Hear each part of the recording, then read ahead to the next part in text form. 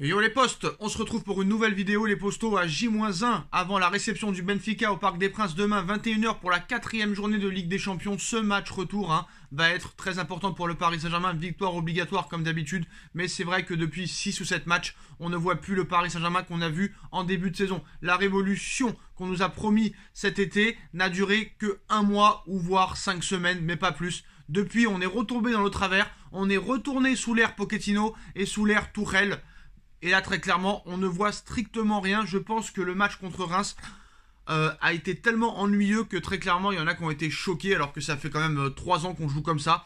Et très clairement, peut-être que ça n'ira pas en s'arrangeant. Demain, tu dois rester premier du groupe. Tu dois gagner ce match qui va être très compliqué. Très compliqué parce que Benfica va jouer le match de sa vie au Parc des Princes face à une population portugaise qui sera bien présente au Parc des Princes. Le Benfica va jouer comme si très clairement ils joueront à domicile. Et le Paris Saint-Germain, il n'y a pas que des bonnes nouvelles en ce qui concerne le Paris Saint-Germain à 24 heures de ce match.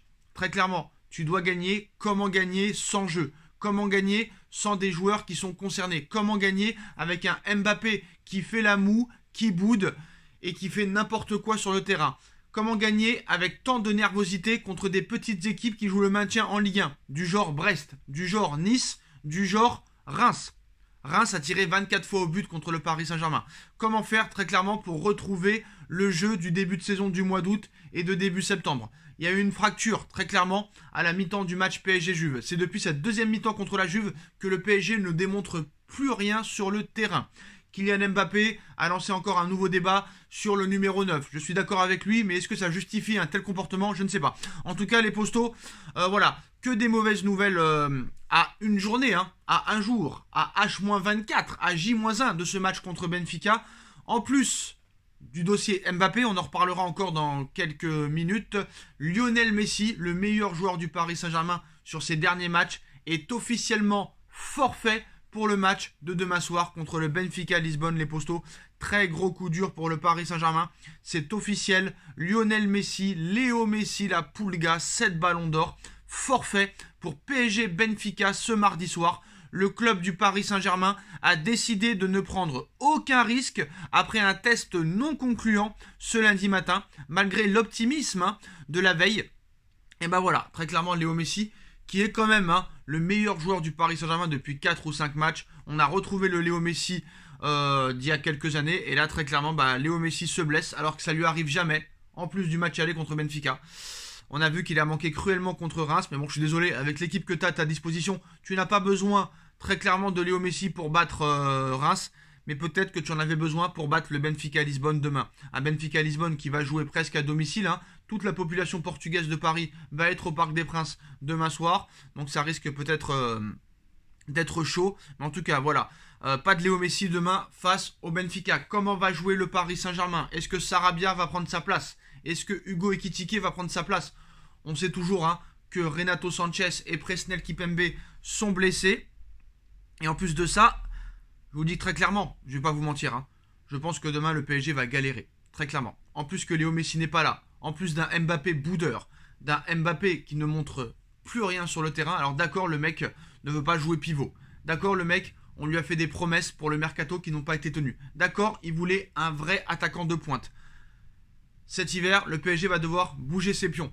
3 recrues, les postos. 3 recrues sont visées. 3 joueurs sont visés pour renforcer l'équipe cet hiver. Un défenseur central, un numéro 9 de pointe et un milieu offensif. Nous sort le Parisien aujourd'hui. 3 recrues.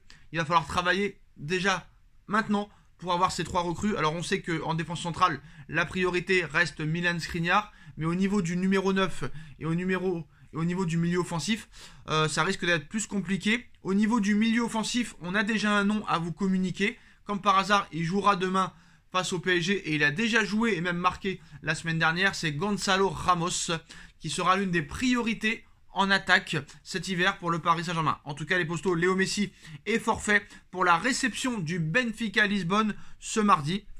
On espère qu'il sera là dimanche soir pour le Classico. Parce que si dimanche soir, Léo Messi ne revient pas, ça risque d'être très compliqué. D'accord, c'est Marseille, mais quand même, sans Léo Messi, sans Kimpembe, sans Sergio Ramos, sans Renato Sanchez, ça risque d'être très compliqué, même si je pense que tu peux battre Marseille avec cette équipe-là. Donc il va falloir voir un très grand Neymar demain et un très grand Kylian Mbappé. Un Kylian Mbappé qui est encore très remonté depuis plusieurs jours.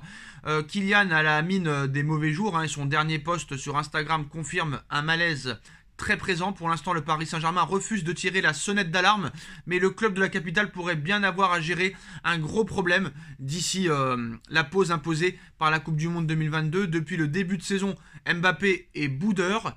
Bon, il réalise quand même un excellent début de saison en termes de stats et en termes de buts, surtout 11 buts inscrits en 12 matchs, toutes compétitions confondues, mais 0 passe décisive. 0 passe décisive. Mais en coulisses, voilà, le champion du monde 2018 n'est pas content. Déjà samedi soir, après le match nul concédé face à Reims 0-0, le numéro 7 parisien a posté une story sur Instagram dans laquelle le hashtag PivotGang a beaucoup fait parler. Cette référence renvoie en effet à sa déclaration face à l'issue du match France-Autriche. On vous la répète, je joue différemment, on me demande d'autres choses ici en équipe de France par rapport à mon club, j'ai beaucoup plus de liberté en équipe de France, le coach sait qu'il y a un numéro 9 comme Giroud qui occupe les défenses et moi je peux me balader et aller dans l'espace. À Paris, c'est différent, il n'y a pas ça, on me demande de faire le pivot, c'est différent. Alors le malaise est-il profond chez Mbappé ou s'agissait-il d'un simple geste d'humeur? En tout cas, l'agacement du français est certain. Il ne joue pas à son poste, n'a pas reçu les renforts souhaités durant le mercato d'été et Neymar évolue sur son côté gauche de prédilection. Alors pour Marca, l'ambiance est tendue et seul impact valable jusqu'au mondial tient Mbappé, Neymar et Messi. De son côté, le Parisien confirme que le français est très remonté contre son positionnement et le Paris Saint-Germain dans tout ça. Comment va-t-il réagir? Le quotidien indique que les dirigeants franciliens ne veulent pas s'alarmer et souhaitent positiver avant le match contre Benfica de demain. Aucune sanction pour l'instant à l'encontre du joueur n'est d'ailleurs prévue. Tendance confirmée par l'équipe aujourd'hui, même si au club on convient qu'aujourd'hui Kylian est le seul joueur de l'effectif qui ne joue pas à son poste avec Danilo Pereira. Le PSG, maintenant, parviendra-t-il à redonner le sourire à un joueur censé normalement depuis sa prolongation de contrat être le centre du projet, très clairement, mais qui ne joue pas à son poste et affiche sa déception après un mercato raté. Le feuilleton Mbappé n'est sûrement pas terminé, mais voilà, c'est très simple. Si Mbappé est le centre du projet, il n'a qu'à aller voir Campos, il n'a qu'à aller voir Galtier. Moi, ça ne me convient pas. Moi, ce poste de pivot ne me convient pas. Je veux jouer à gauche, remettez Neymar à droite et Messi dans l'axe. Voilà, je comprends pas. Ça ne sert à rien de bouder. C'est pas en boudant qu'on va savoir certaines choses. Il a qu'à aller leur parler, lui qui est si intelligent, lui qui est si mature. Moi je le trouve beaucoup moins mature qu'il y a quelques années. Je le trouvais beaucoup plus mature en 2020 ou en 2019 ou en 2018 même. Donc voilà, en tout cas, quoi qu'il en soit, le PSG va devoir bouger ses pions pour le prochain mercato, les postos. On a vu aussi que le Paris Saint-Germain a racheté 21% des parts du club portugais de Braga, ce qui permettrait au PSG aussi peut-être de prêter certains joueurs à ce club-là, ou peut-être même de recruter certains joueurs.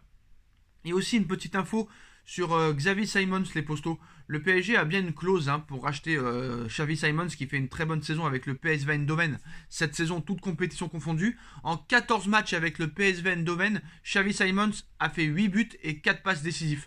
Il a par ailleurs été élu joueur du mois d'août dans le championnat des Pays-Bas et le PSG a bien une clause pour le racheter. Cette clause permettant un éventuel retour de Xavi Simons au Paris Saint-Germain confirme le PSV Eindhoven par la voix de son directeur du football Marcel Brands. Je sais pas comment a fait le PSG parce que Simons était libre. Donc ils ont réussi quand même à faire une clause de rachat de 4 millions d'euros le PSG alors que le joueur était libre. C'est quand même assez incroyable. Donc voilà les postos, pas que des bonnes nouvelles avant le match contre Benfica. Léo Messi forfait, Mbappé qui continue à faire la moue en disant qu'il préfère jouer à gauche plutôt que dans l'axe. Un mercato complètement raté, des blessures. Ça risque d'être compliqué les postos. Dites-moi en commentaire ce que vous en pensez. On like, on partage, on commente, on s'abonne et on se retrouve très vite pour une nouvelle vidéo les postos. Tchuss.